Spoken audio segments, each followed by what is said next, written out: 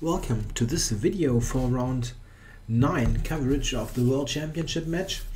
And although this is no big accomplishment, after game 8 I can promise you that this game is more exciting than the mentioned game 8. Alright, let's start. Anand 2 points down and 4 games still to play, so he needs a win badly. And finally he's starting with 1d4, and I'm really glad. To be honest, if we would have seen another blunder, I probably wouldn't have even watched the coverage. So we have 1d4, and Carlsen plays the Nimzo. No surprise, one of his principal weapons against 1d4. And Anand goes for 4f3. This is no surprise, really. He has played this line quite a number of times before. He has played it in the World Championship match against Kramnik in Bonn 2008, and also successfully against Wang Hao, the Chinese Grandmaster. They won a very nice game. I think this was 2012 or 2011, I'm not 100% sure. So this is one of the lines that Magnus and his team could expect in case of d4 being played, to have this this line. Okay, he played the d5 relatively quickly. a3, d5 is also the main line. a3, check, captured, and c5. Yeah, this is the absolute main line of this opening. Anand now took on d5, and here Carlsen already took a couple of minutes. Yeah, not like 20 minutes, but yeah, some time, and recaptured with the pawn. Now we see that ICC captures this here as 4 minutes. This is probably about right. The times are quite accurate that that you see here. Okay, e takes d5, and this really is a surprise. On the absolute top GM level, this move is almost forgotten. It's very usual, very normal to take with the knight on d5, leading to somewhat less static position. Yeah, the knight immediately attacks here, and white's normal continuation is d takes c5 in this position, which looks a bit odd. It completely wrecks the queen side, but you get 2 bishops and you have e4 coming. This is just the beginning of lots of theoretical or many theoretical variations. But Carlsen takes on d5 with the e-pawn, and this is this whole structure, white pawns like this and black pawns like this. This is really out of fashion for like almost a century. Yeah, okay, this is a very liberal calculation. Let's say since 1938, the famous game Botvinnik against Capablanca, where Botvinnik won very nicely against the former world champion, so former world champion against future world champion. And this is an absolute monster classical game with the later bishop a3, and this is a game I didn't cover on video yet, but this you can just Google this game, Botvinnik Capablanca 1938. You will get video analysis on that. And until or since that game, the structure is under a bit of a cloud, but it seems that there are some new ideas, and Carlsen yeah, goes his own way in openings, and he's got something interesting prepared. He played c4, and this move is of course, yeah, preventing bishop d3. And at first it looks strange because it gives up the pressure on d4, but it has some points. I mean, it establishes, oops, this I didn't want to do actually. It establishes a 3 against 2 pawns situation, where black in the very long run can get a passer. And yeah, it prevents bishop d3. Still, it looks like a move that I think maybe, let's say, 15-20 years ago, most people would have condemned outright.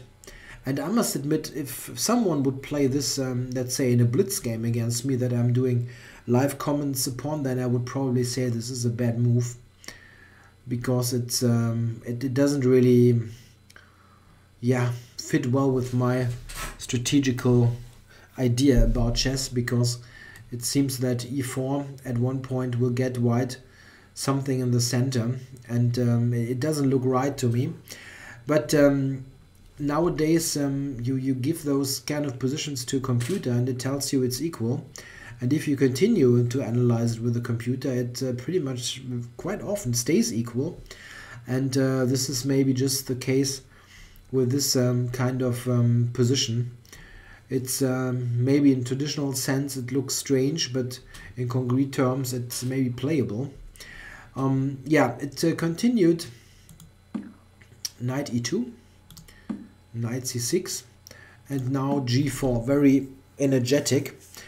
g4 is but still typical. White wants to get this nice post on g3 for the knight. He wants to play g5, pushing away the f6 knight, and in general gain space. It also makes sure that black is not able to play the bishop out. This in fact has been played in a game Kasparov against Judith Polgar in the 90s, and Kasparov won a very nice quick game, but we see that Carlsen improves upon that. He castled, bishop g2. Yeah, the bishop on g2, it looks at this pawn, okay, but it helps to support e4. So g2 is a decent spot for the bishop. And now knight a5. Yeah, the knight is aiming for b3 in order to, at one point, just capture the bishop, get the bishop pair back, so that you don't have to fight against that as well. And it's also making sure that a potential attacking piece is traded. We will see this idea later. Castles, knight b3 and rook a2. Note that rook a2 is the more interesting move compared to rook b1. Rook b1 is not directly bad, but rook a2 always has this idea to get the rook over on the second rank and let it join the attack easily. So good move. And now b5. Black absolutely must get on with counterplay, because white is quick on the king side. Knight g3, a5, just wasting no time. It's quite funny that the computer still also likes other moves like rook e8 or bishop b7. Those kind of moves actually have been played. I was very surprised to see that this position has been featured in tournament chess. Bishop b7 and rook e8 both have been played before, only in one relatively low profile game, but still. Yeah, Carlsen's move a5 I think is just better. It's quicker with preparing b4, and it introduces the rook a6 idea into the game, where the rook might help to defend on the 6th rank. And okay, now White's turn.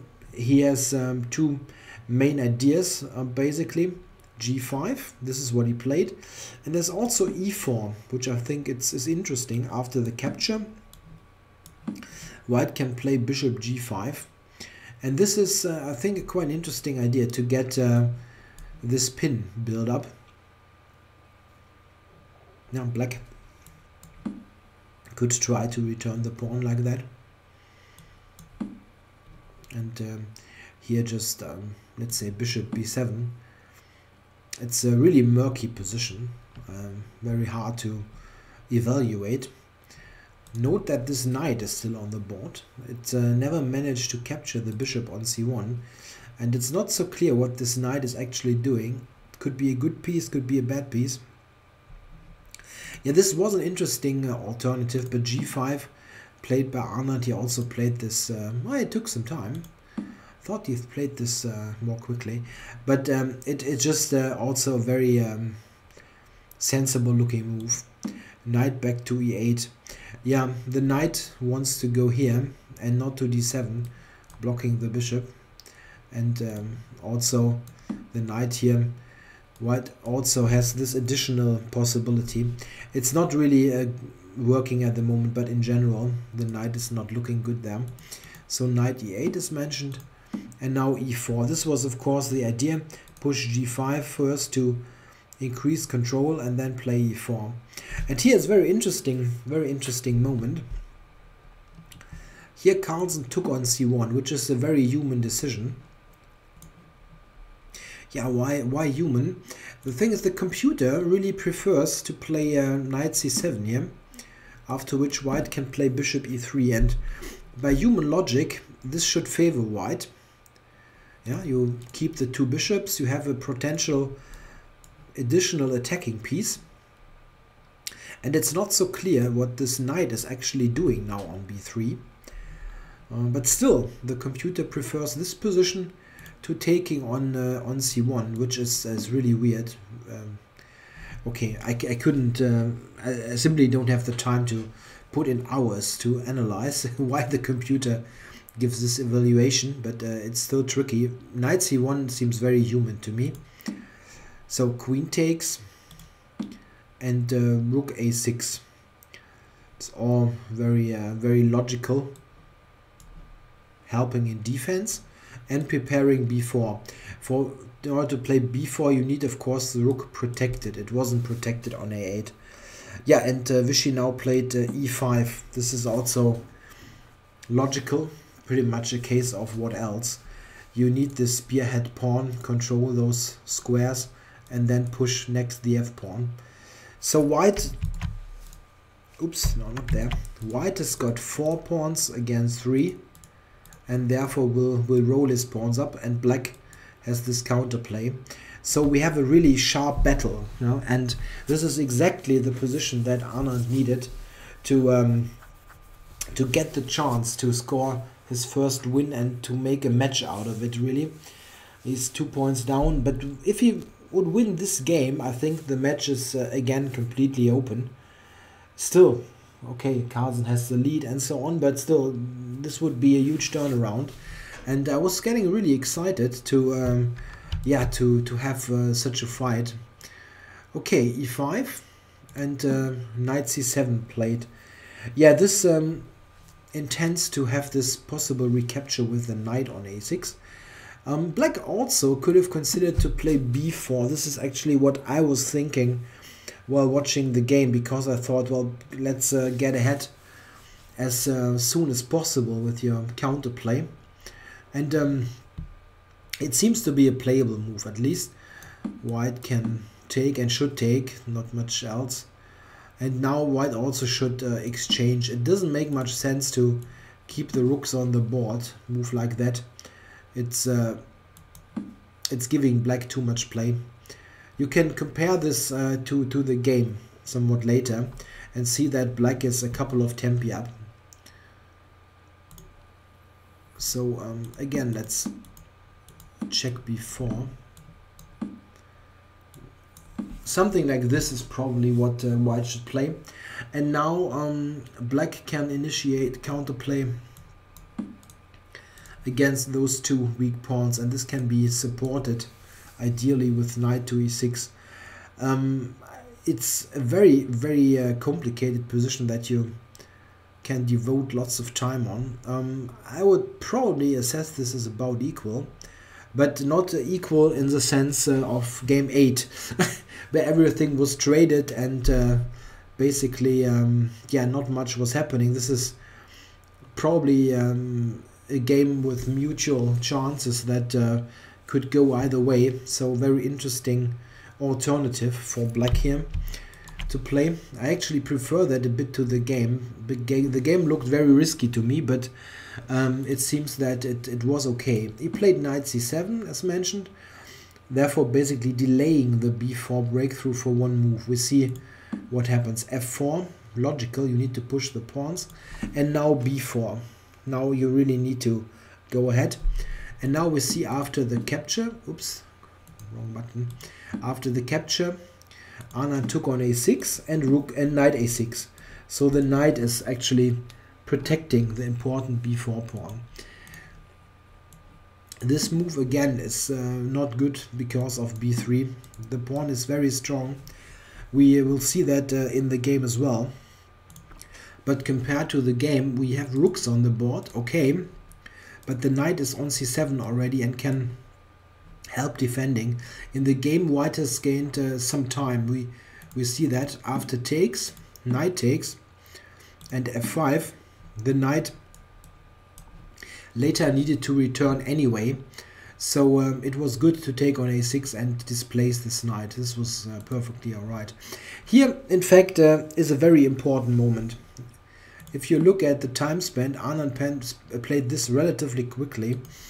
He, however, also could have taken on b4. And this is, in fact, an interesting alternative. At first, it looks a bit strange because it gives up the base of the pawn chain and activates the knight. Looks a bit wrong, but it's not so clear at all. This position is... for instance, after f5 is really interesting. Let's say knight c6, queen f4, queen b6 and knight e2. And it feels completely unclear to me. Black has the pawn, of course, but white also has this attacking potential and a weak pawn on d5 to attack. This is quite interesting. C takes b4 was okay, I think. But Anand's move, of course, was not bad. He played f5, and Carlsen went ahead, pushed b3 after quite some thought. And at exactly this position, we have a situation where Carlsen was down to around 35 minutes, and Anand still had almost 70 minutes on his clock, double the time. Plus he's got those nice advanced pawns that almost guarantee some sort of attack. So you could really, at this moment, speculate if Anand is able to manage to score his first full point and really open up entirely new possibilities for this match. And here he took ages, really ages of time. Look at that, 21 minutes left. So he spent almost 45 minutes on queen f4. And after that he played relatively quickly. He had already worked out much of the things that are happening now. So what kind of defense should black now work out? Yeah, white's main attacking idea is to play f6 here. Trying to get a situation where f6 is answered with g6, and then the queen is going to give mate on g7. This is the very crude but effective attacking plan. The other idea could be to play knight to h5 and use the knight with the attack, like knight takes g7, these kind of ideas. So black desperately needs some defensive piece on the king side, and this is why he played knight c7. I think it's again a very human decision. The computer also suggests to play king h8. Yeah, a potential rook g8 is an idea. After f6 g6 you can play rook g8 to cover. So also a possibility, but knight c7 is just a good logical move, and Carlsen played this relatively quickly. And now f6. Yeah, what else? Just a logical continuation. And Carlsen's response is g6, again the human move. The computer actually wants to play g takes f6 and claims that black is in good shape here. A very very typical case where a human has a hard time to believe in that move, or if you calculate it, you have a hard time to believe that this can be good. Carlsen also rejected this move, but it seems to be in fact playable. One very important point is that knight h5, which at first looks completely crushing, because something like this looks terrible. This isn't great at all. After king h8, queen g5, there is the strong move rook g8, and this is quite funny. White cannot take here because, well, the queen is gone. So yeah, if white takes, check, then black here gets a position, yeah, being in exchange down, but you get this, you have this very important pawn, and this is completely winning for black because of knight b5 and take c3. White has no way to prevent that. So I mean, prevent that and also stop the b pawn. So this is winning for black, actually. A very important line that Carlsen actually showed in the press conference, but I think he in general didn't trust the idea to open up something on the king side. This is why he played g6. And the thing is, he had 30 minutes left, and for 15 moves, they don't have any increment. So you need to speed up here and try to yeah, trust your instinct a bit, and he did that with the closing or keeping the position closed. So queen h4, of course, heading for h6 and for g7. And now black has only one playable move, and this is what he played, knight e8. You need to anticipate this this mating threat. You have no time for other action. Something like this, for example, to cover, is answered by rook h4, and this is a rook f4, and this is already a forced mate now because of the queen h7 threat. Yeah, something like that. Check. Check. Very important mating motif you need to know. Checkmate. Quite nice. This is why rook king king h8 is not playable with the idea to play rook g8. And knight e6, covering g7, actually fails to a later bishop h3 and the simple capture, and then it's mate. So also losing for black. Yeah, this is the only move. And this shows the general problem of black in this position. He's got those pieces, yeah, pretty much stuck on the king side.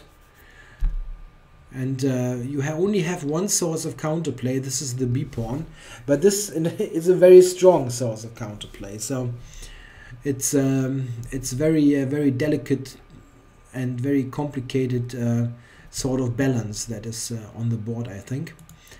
Yeah, queen h6, and of course with this idea. And this means that black only has one playable move, b2, the absolutely only move that you can play here. Everything else is just too slow. If you play, let's say queen a5, there's rook f4, and it's gone. No defense. So b2, the only move. Yeah, and here it's super critical, obviously. The last couple of moves have been very logical, but what should white play now? Of course, the general idea is very easy to spot. You want to get the rook to h4, like this, and deliver checkmate. But how are you actually going to accomplish that? The b pawn always threatens to queen. So the big question is, can you play rook f4 or not? And in fact, after not much thought, Anand played rook f4. This was what he already had planned a couple of moves ago. So he allowed the queening of the pawn. However, it seems that if you look at the continuation in the game, that white could also consider other moves. One of them is knight e2. This is probably not a move that you consider too deeply if you have calculated rook f4. But it's a very interesting idea. The idea is to activate the knight here, put some pressure on d5, and just play a bit more in a bit more restrained fashion. This can lead to quite interesting cases of equality. Here, for example, white threatens to take and then deliver on e7, so bishop e6 must be played, and a situation like this is quite amazingly equal again. Yeah, intending to increase the pressure here. You still have this important pawn on f6, rook f7, queen h3, knight c7, and a move like that to look at the b pawn. This is just a possible line to illustrate that knight e2 was a viable alternative. But this is not really so relevant for the course of the game, because Vichy played rook f4 and allowed the queening. And Carlsen didn't take long. He queened. And he played all this very quickly. This is, I mean, they are the only moves, but it takes some confidence to dash out everything here basically instantly, and not double check and whatever. So very, very nicely done. Queened with check. And now we come to the to the turning point of the game, really. White has this threat, that's clear, and he needs to do something against the check. So he only has two conceivable moves, really. And this is bishop f1 or knight f1. And it seems that bishop f1 in this position should lead to a relatively equal position. This sounds funny, I know, but yeah, white is threatening rook h4 and the mate, so black has very limited choice. He's got an extra queen, or an extra queen, yeah, you need the queen actually to prevent the checkmate. This is the only possible way to play. Quite funny. White then takes the queen. Something like this can happen. And after bishop f5, in fact, Anand in the press conference mentioned that he had planned this move beforehand and at first thought it would win, but then he recognized that this is saving for black, covering the important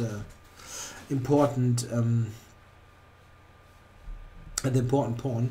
This is in fact the big difference to this, for example, queen d7. And here there's no, not g6. Yeah, this is in fact not 100% clear because of the g6 threat. g6, queen takes, and then rook g3. It's not such a big issue because the other thing is just winning. However, I was too quick here. Bishop f1. Let me put it on the board again, because this is the better move, and this in fact should lead to about an equal position. Let's say here, bishop f5.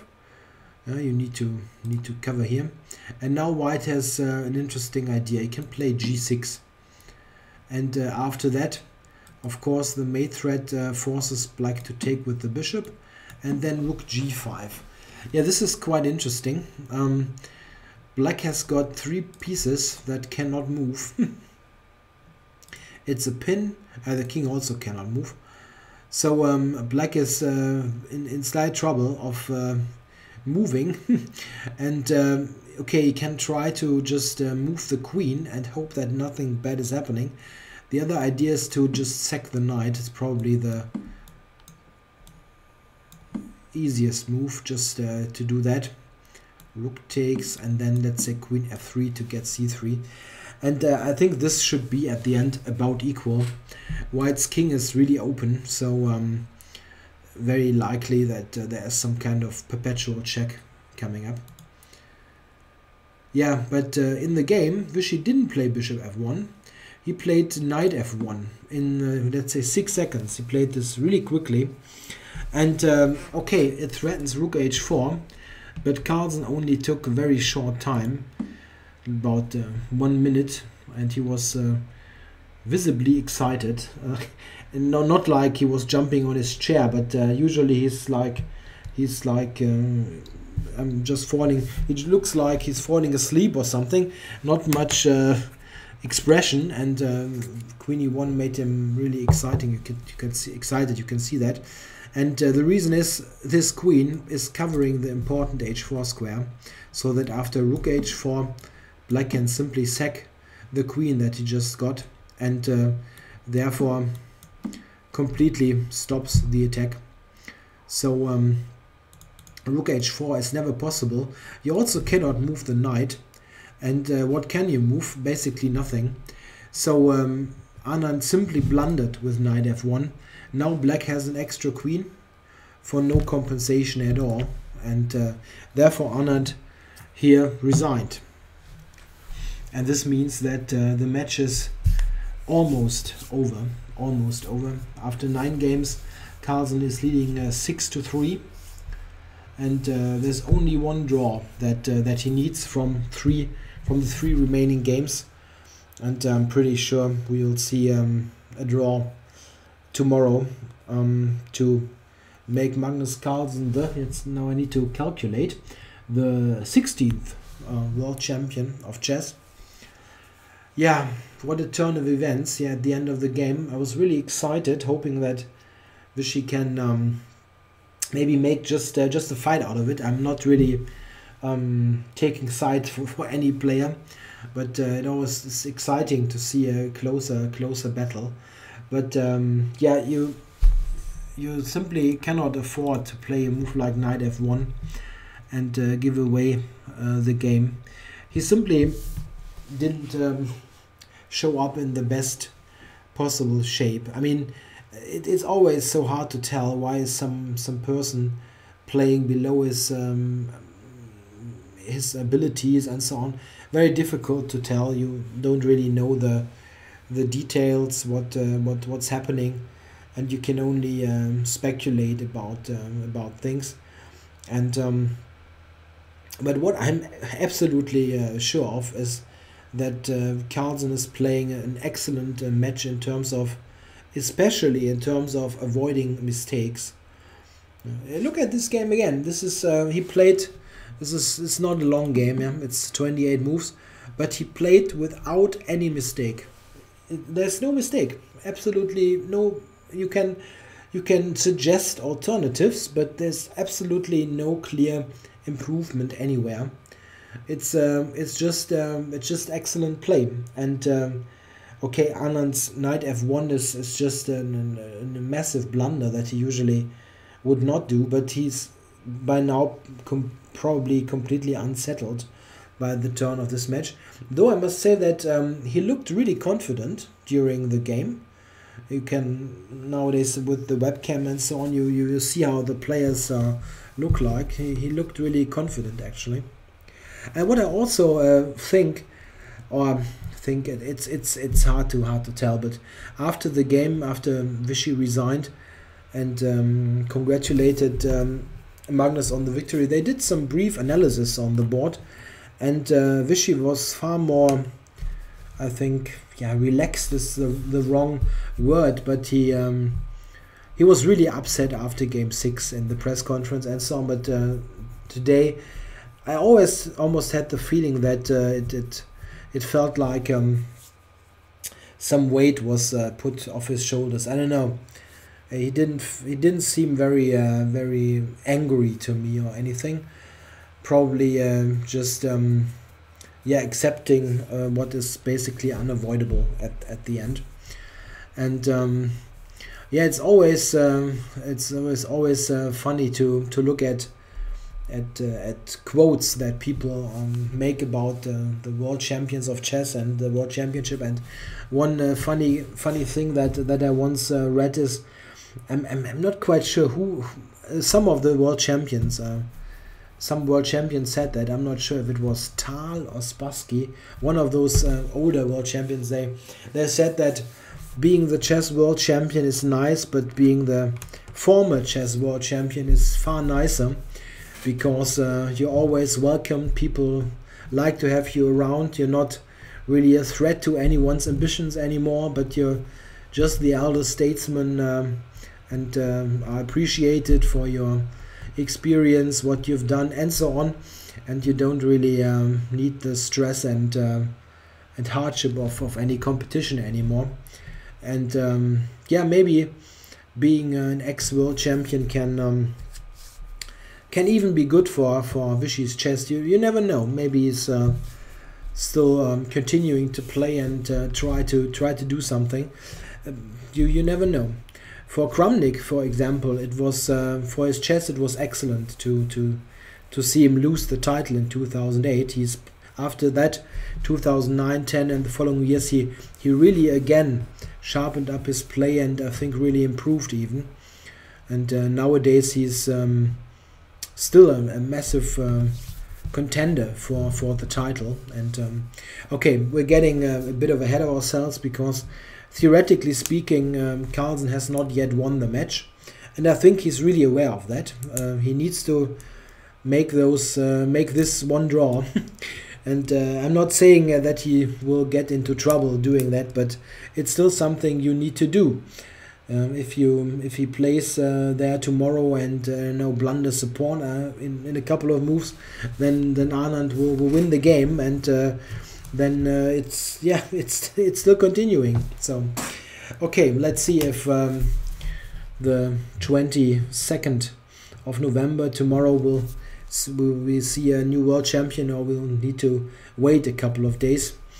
Yeah, I hope you enjoyed this coverage. A bit of a disappointing end to this game, but it shows that yeah, we have a clear difference in this match in terms of just real life. I don't know. I like the English word here. Just the sort of not making many mistakes. It's just very Carlsen can really much rely on his calculating abilities, and just playing without any major glitches, and this is simply what Anand is not managing. Yeah, thanks for watching, and I'll be covering the next and probably final game tomorrow as well. Thanks for watching.